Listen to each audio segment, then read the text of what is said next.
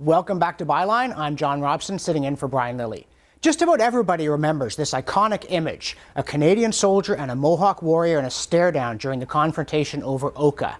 And it reflects a larger and troubling dispute going on between most Canadians on one hand and at least a fair number of Aboriginal militants on the other over the question of whether Aboriginals really are part of Canadian society, whether they have their own nations or whether Canadian sovereignty applies to reserves, whether they're citizens or not. The tone of the militants is unmistakably captured in this video that we found on YouTube. Over a week ago, the occupying CBSA officials fled our territory, abandoning their post. The flags of our nation now fly above the abandoned customs facility. Now, that isn't just a dispute about territory. That's a dispute about territory on the border, and that raises the question not only of who owns the land, but of who controls Canada's borders. Recent reports indicate that there is massive smuggling through on-border reserves, and that all kinds of groups who have nothing to do with Aboriginals are involved in a very large and very troubling criminal enterprise. I'm joined today by David Harris of Insignis Associates. David, how big a problem is this?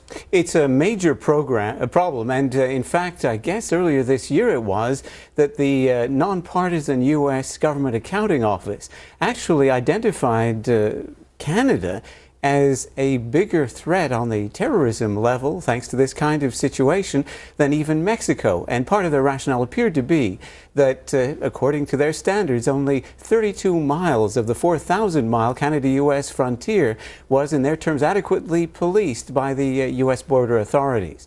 The drug side of things is really quite serious, indeed fierce. We ship about 6 times more ecstasy to the U.S. than does Mexico. We have a very high potency marijuana, for which we're now quite famous or notorious in the U.S., and this is traded by many for cocaine that makes its way back north. There is also gun running and all kinds of human smuggling issues that are implicit in this.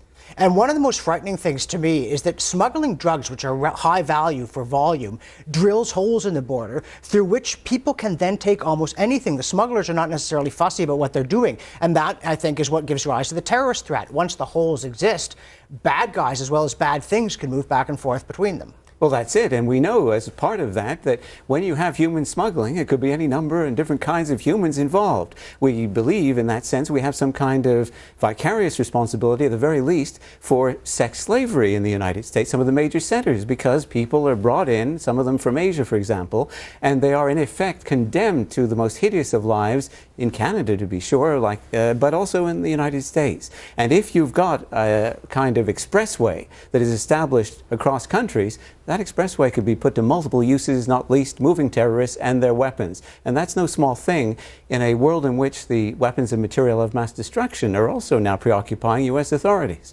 Right, and whether by design or by accident, the Aboriginal militant emphasis on sovereignty, it seems to me, it's the touchiest part of the whole thing, but this makes it extremely easy. As long as the authorities tolerate this kind of thing, this makes it extremely easy for the bad guys to move things back and forth across the border because it has the cover of political correctness. That's right. And with that comes, as you're saying, an abdication of national responsibility, jurisdiction, and all the things that go with that, including the rights and entitlements of some of our own citizens, Aboriginal and non-Aboriginal, who may be suffering at this. We've seen what happened in Caledonia, an international disgrace in terms of our disinclination, it would appear, to protect adequately our own citizens. Now we are seeing this in a broader swath of territory where we see cottagers, as you've noted, I guess, earlier, and farmers and others who are being subjected to, in effect, the illicit, illegal jurisdiction of brutes, whether it's mafia, Vietnamese, Chinese gangs, and others,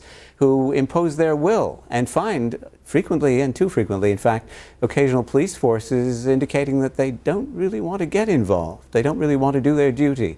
In fact, they are, I suppose, by that inclined to allow events to take their course. Yeah, and that's an interesting list of people you produce because it doesn't have any Aboriginals on it. But am I being unfair when I say that politicians and to some extent Canadian police forces don't want to go near this and they don't want to talk about it because they're afraid they'll be called racist if they criticize the Aboriginal sovereignty movement? Well, that appears to be a big element, and we have had some Aboriginals who've pointed this out as well. Some of those who are our staunchest allies, who've risked a great deal to confront gangs of various kinds, only to find they have no backup. And then, of course, we saw, and I go back to Caledonia, we saw the powerful account that was provided by Christy Blatchford, and we've seen some of those locals who've seen their homes literally stolen from under them.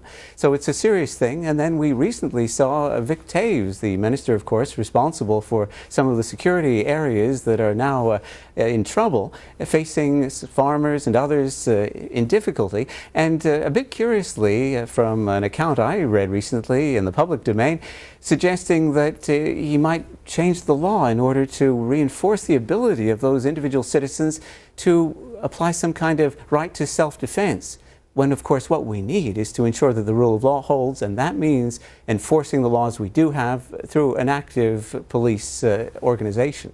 Now, do you have any reliable sense of how much of the smuggling that takes place across the border takes place under the aegis of Aboriginal sovereignty or claims to same? It's not clear, but we can say easily that it is incredibly substantial, that it is growing, and that it is coming to the attention of our foreign partners. And that's not something we want. When we see the terminology, as we have done within the last day, of the Pakistani Badlands being analogized to the situation we're facing on these frontiers, this is a crisis of rule of law. This goes well beyond even organized crime. And that's obviously a tough nut, and I'm going to put you on the spot with a quick question. What do we do? What are the three most important things that law enforcement and the political system can do? You've got to enforce the law. And that means that a great deal of onus hits us as individual citizens to make sure that our politicians, that our bureaucrats, that our police, who might be inclined to take the easy way out of ignoring certain things, get on the ball and they apply themselves to this. Whether this amounts to 3 recommendations, I suppose one could divide them up. We've got to make sure our police understand this, our bureaucrats, our politicians understand this. And giving people real or imaginary rights to self-defense is not on point. It is escaping a crucial issue that we're all going to have to deal with. And we've got to cooperate closely, of course, with the United States government and other governments in this. And I suppose as a third point, we've got to emphasize the whole publicity side of this, so that people are aware of what's going on and will have the confidence to report and cooperate with active authorities. Okay, David Harris of Cygnus, thanks for coming to talk to us about this troubling problem.